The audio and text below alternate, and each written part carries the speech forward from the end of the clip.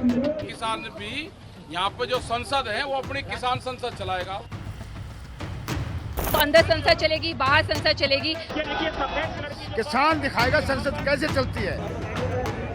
हम किसान हैं, देश का दुश्मन थोड़ा ही है। देश की जो पार्लियामेंट लोगों के द्वारा चुनी गई है वो पूरी तरह फेल हो चुकी है। जंतर मंतर पर किसान संसद चल रही है। प्रजातंत्र की ताकत जहां समाहित है, देश की उस संसद से पास कृषि कानूनों के खिलाफ 6 महीने से प्रदर्शन करते किसान 22 जनवरी को सरकार से आखिरी बातचीत के बाद आखिरकार संसद के पास तक पहुंचने के लिए निकले, ताकि चला सके देश की संसद के पास किसानों की संसद। थोड़ी सी दूर है बस, कुदर संसद भवन। तो क्या कूद करके जाने का भी इरादा है? नहीं, ऐसे कैसे जाएंगे? वहाँ पे जो लोग बैठे वे ही आवाज उठाएंगे। यहाँ से आवाज जाएगी, वे आवाज उठाएंगे। जो पार्लियामेंट में है वही आवाज उठाएगा। हम इधर भी सभी चर्चा करने के लिए। क्या वाकई देश की संसद में बैठे सांसद किसानों के दर्द को समझते हैं?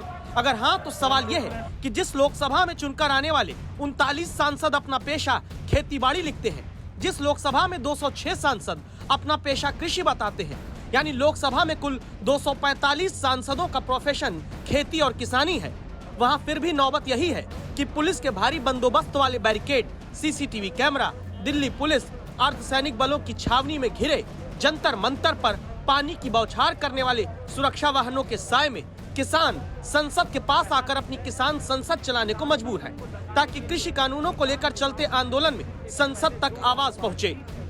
एक कहावत है गांव में, जो झोटा होता है ना भैंसा, जब वो ज्यादा ताकत आ जाए तो जिस खोर में खाना खावे उसे ही डावे सबसे पहले। तो सरकार तो ये जिसने इसको वोट दी ये पहले उसे ही डाली।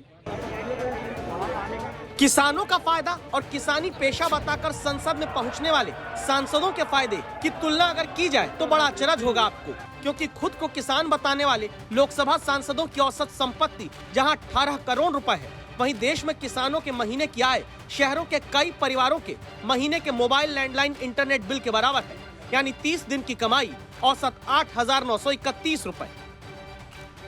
सरकारों के भरोसे पर चलें तो अब 5 महीने बाद किसानों की आय 2 गुनी हो जानी चाहिए, क्योंकि 6 साल पहले 2022 तक किसानों के हाथ में 2 गुनी कमाई का लक्ष्य रखा गया।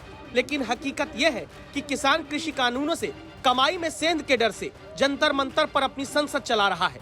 तय हुआ है कि मानसून सत्र में 9 अगस्त तक रोज संसद के पास 200 किसान आएंगे। किसान संगठन से ही 3 स्पीकर, 3 डिप्टी स्पीकर बनेंगे और फिर किसानों के मुद्दे पर जंतर मंतर पर किसान संसद में चर्चा होगी।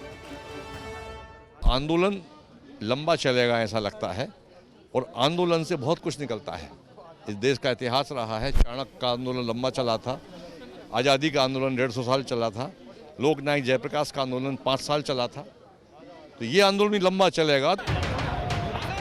देश में चर्चा ही ज्यादा चली है किसानों पर, नतीजा लेकिन बहुत अच्छा नहीं निकला होता तो फिर संसद में खुद को किसान बताने वाले किसी भी दल के सांसद किसानों को भी करोड़पति बनने का तरीका बता देते।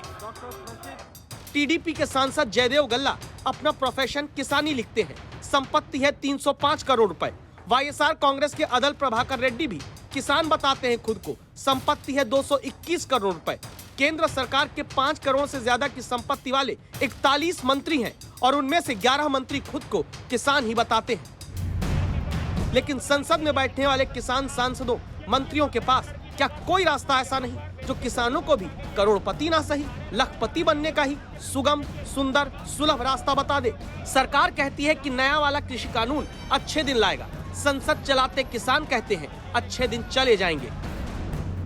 जो भी सत्ता का या विपक्ष का आदमी किसान की आवाज नहीं उठाएगा उसका विरोध होगा।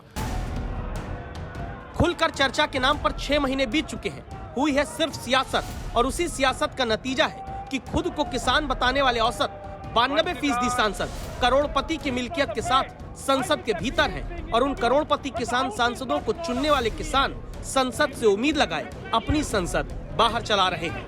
हिमांशु मिश्रा के साथ कुमार कुणाल, दिल्ली आज तक।